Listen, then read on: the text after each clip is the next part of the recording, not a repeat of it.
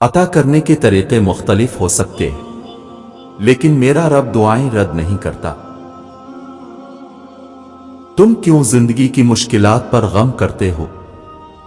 کیا تمہیں علم نہیں کہ خدا اپنے پسندیدہ لوگوں کو ہی آزماتا ہے؟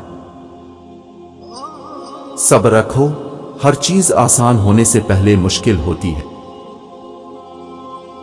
تھوڑے میں خوش رہنا سیکھو، کیونکہ زیادہ کی چاہ تم سے تمہارا سکون چھین لے گی۔ ہماری کتنی ہی خواہشات میں ہماری ہلاکت کا سامان ہوتا ہے، اس لیے قدرت انہیں پورا نہیں کرتی اور ہم سمجھتے ہیں کہ ہماری دعائیں قبول نہیں ہوتی۔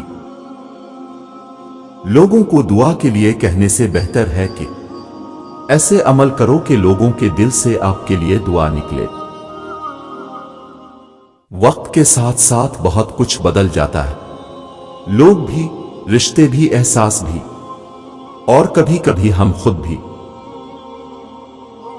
تمہارے لیے بہترین تعلق وہ ہے جو تمہارے عیب جان کر بھی تم سے تعلق نہ توڑے، اور بے شک وہ تعلق اللہ کے سوا اور کوئی نہیں ہے۔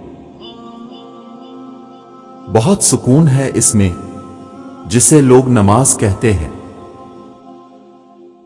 مقدر اتنی بار بدلتا ہے جتنی بار بندہ اللہ پاک سے رجوع کرتا ہے۔ حضرت ابو ہریرہ فرماتے ہیں کہ رسول صلی اللہ علیہ وسلم سے ایک آدمی نے دل کی سختی کا شکوہ کیا۔ آپ صلی اللہ علیہ وسلم نے اسے فرمایا، اگر تو اپنے دل کو نرم کرنا چاہتا ہے تو مسکین کو کھانا کھلایا کر اور یتیم کے سر پر ہاتھ پھیرا کر۔ پتہ ہے محبت کیا ہے؟ وہ سارا دن ہمارے گناہ دیکھتا رہتا ہے اور اگلے دن اپنے ہی فرشتوں کے ہاتھوں ہمارا رزق بھیجتا ہے۔ بے شک وہی اللہ ہے۔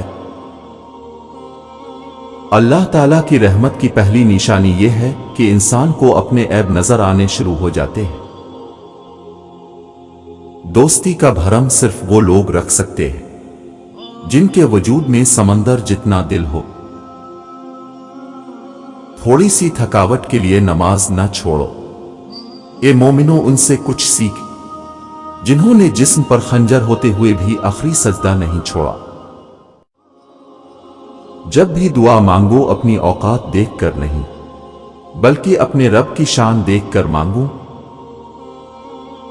سورج کی شعاعیں کتنی تیز ہوتی ہیں، مگر معمولی سے بادل ان شعاعیں کو روک دیتے ہیں۔ اسی طرح گناہ کتنے ہی زیادہ طاقتور ہوں، نماز انہیں روک دیتی ہے۔ تم لوگ نہ اپنے لیے بد دعا کرو اور نہ اپنی اولاد کے لیے، نہ اپنے خادموں کے لیے اور نہ ہی اپنے اموال کے لیے، کہیں ایسا نہ ہو کہ وہ گھڑی ایسی ہو جس میں دعا قبول ہوتی ہو اور اللہ تمہاری بد دعا قبول کر لے۔ ہمارے معاملات ہمارے اختیار میں نہیں ہوتے، مگر اطمینان رکھیں کہ جس کے اختیار میں ہوتے ہیں وہ بڑا رحیم اور کریم ہے۔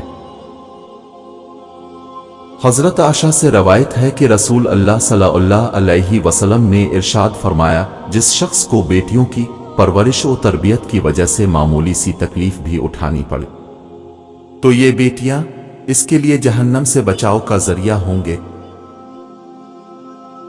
رسول اللہ صلی اللہ علیہ وسلم نے فرمایا، گناہوں سے توبہ کرنے والا ایسا ہے جیسے اس نے گناہ کیا ہی نہیں۔ اے خدا، مجھ کو تو عطا کر دے ایسی دولت میں جہاں بھی رہوں کردار سے خوشبو آئے۔